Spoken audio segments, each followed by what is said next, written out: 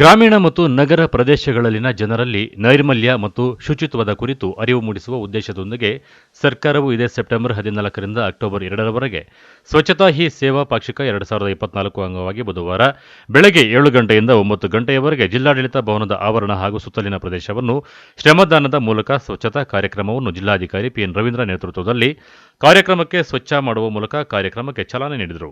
ಈ ವೇಳೆ ಜಿಲ್ಲಾಡಳಿತ ಮುಂದೆ ಬಿಸಾಡಿರುವ ಕಸವನ್ನು ಸ್ವತಃ ಜಿಲ್ಲಾಧಿಕಾರಿಗಳೇ ಹೊರಗೆ ಹಿಡಿದು ಸ್ವಚ್ಛತೆ ಮಾಡಿದರು.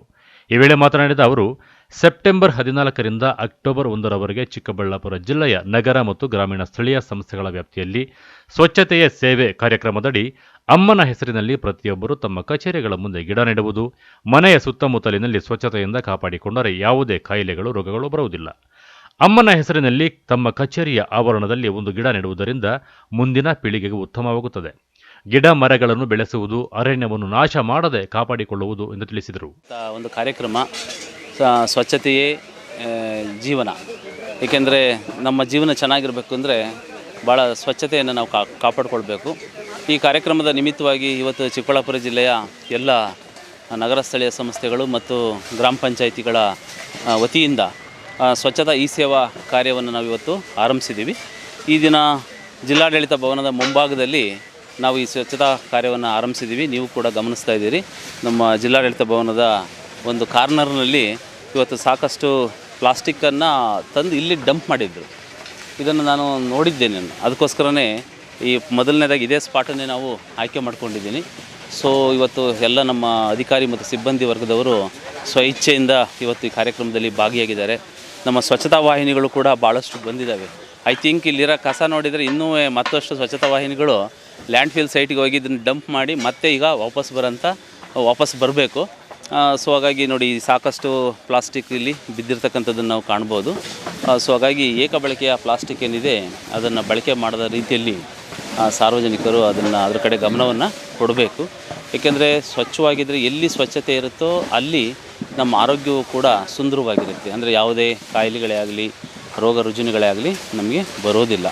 ಹಾಗಾಗಿ ಮನೆಯ ಸುತ್ತಮುತ್ತ ಈಗ ಪ್ಲಾಸ್ಟಿಕ್ಕು ಒಡೆದೋಗಿರುತ್ತೆ, ಬಿಂದಿಗೆಗಳು, ಫ್ರಿಜ್ಗಳು, ಈ ಥರದ್ದೆಲ್ಲ ಇರುತ್ತೆ.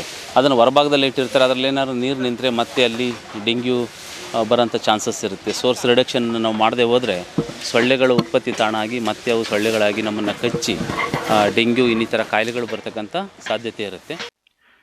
ಜಿಲ್ಲಾ ಕಾರ್ಯನಿರ್ವಹಣಾಧಿಕಾರಿ ಪ್ರಕಾಶ್ ನಿಟ್ಟಾಣಿ ಮಾತನಾಡಿ, ಸರ್ಕಾರದ ಆದೇಶದಂತೆ ಸ್ವಚ್ಛತಾ ಕಾರ್ಯಕ್ರಮ ಮಾಡುತ್ತಿದ್ದು, ಮೊದಲಿಗೆ ಜಿಲ್ಲಾಡಳಿತ ಕಚೇರಿಯ ಮುಂದೆ ಗಡ್ಡೆ ಹಾಕಿರುವ ಬೃಹತ್ ಕಸವನ್ನು ತೆಗೆಯುವುದರ ಮೂಲಕ ಸ್ವಚ್ಛತಾ ಕಾರ್ಯಕ್ರಮಕ್ಕೆ ಚಾಲನೆ ನೀಡಲಿದ್ದು, ಇದರಲ್ಲಿ ಜಿಲ್ಲೆಯ ಪಂಚಾಯಿತಿ ಅಧಿಕಾರಿಗಳು, ಇನ್ನಿತರೆ ಅಧಿಕಾರಿಗಳು ಭಾಗವಹಿಸಿ ಯಶಸ್ವಿಯಾಗಿದ್ದಾರೆ ಎಂದರು.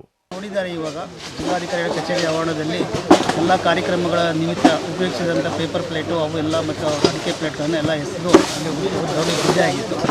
ಇವತ್ತು ಸ್ವಚ್ಛತಾ ಈ ಆಂದೋಲನದ ಮೂಲಕ ಜಿಲ್ಲಾಧಿಕಾರಿಗಳ ಕಚೇರಿ ಆವರಣವನ್ನು ವೃತ್ತಿಗೊಳಿಸಲು ಮತ್ತು ಸ್ವಚ್ಛಗೊಳಿಸಲು ಎಲ್ಲರೂ ಕೊಂಡುಕೊಟ್ಟಿದ್ದೇವೆ. ಆ ರೀತಿ ಇವಾಗ ನಾವು ಕ್ರಮ ತಗೊಳ್ತಾ ಇದ್ದೀವಿ ಮತ್ತು ಇನ್ನು ಮುಂದೆ ಈ ರೀತಿ ಆಗಲಾರ್ದಂಗೆ ಸಹ ಕ್ರಮ ವಹಿಸಲು ಎಲ್ಲ ಅಧಿಕಾರಿಗಳೆಲ್ಲ ಯಾವ ರೀತಿ ಭಾಗವಹಿಸಿದ್ದಾರೆ, ಕ್ಲೀನಿಂಗ್ ಮಾಡ್ತಾರೆ. ಅಧಿಕಾರಿಗಳು ನಮ್ಮ ಗ್ರಾಮ ಇದರಿಂದ ಒಂದು 70 ಜನ PDOs ಭಾಗವಹಿಸಿದ್ದಾರೆ ಮತ್ತು ಜಿಲ್ಲಾಧಿಕಾರಿಗಳ ಕಚೇರಿ ಮತ್ತು ಜಿಲ್ಲಾ ಪಂಚಾಯತ್ ಕಚೇರಿಯಿಂದ ಸುಮಾರು ಒಂದು 70 ಜನ ಇದ್ದಾರೆ. ಎಲ್ಲ ಸೇರಿ ಒಂದು 100 ಜನ ಇವತ್ತು ನಾವು ಈ ಕೆಲಸ ಮಾಡ್ತೀವಿ. ಒಂದೇ ದಿನಕ್ಕೆ ಕ್ಲೀನಾಗಿ ಆಗುತ್ತೆ ಸರ್ ಇದು? ಆಯ್ತಲ್ಲ, ತಮ್ಮ ಸಮಕ್ಷಮದಲ್ಲೇ ತಾವು ನೋಡಿದ್ದೀರಾ. ಈಗ ಒಂದು ಟ್ರ್ಯಾಕ್ಟರ್ ಲೋಡ್ ತುಂಬ ಕ್ಲಿಯರ್ ಆಗಿದೆ, ಇನ್ನೊಂದು ಅರ್ಧದಲ್ಲಿ ಒಂದು ಲೋಡ್ ಇದೆ. ನಾವು ಮುಗಿಸೇನೆ ಮುಂದಕ್ಕೆ ಹೋಗ್ಬೇಕಂತ ಡಿಸೈಡ್ ಮಾಡಿದ್ದೀವಿ. ಈ ಸ್ವಚ್ಛತಾ ಕಾರ್ಯಕ್ರಮದಲ್ಲಿ ಎಡಿಸಿ ಭಾಸ್ಕರ್, ಜಿಲ್ಲಾ ಆರೋಗ್ಯಾಧಿಕಾರಿ ಡಾಕ್ಟರ್ ಮಹೇಶ್, ಇಒ ಮಂಜುನಾಥ್, ನಗರಸಭೆ ಪೌರಾಯುಕ್ತ ಉಮಾಶಂಕರ್ ಇನ್ನಿತರ ಅಧಿಕಾರಿಗಳು ಭಾಗವಹಿಸಿದ್ದರು.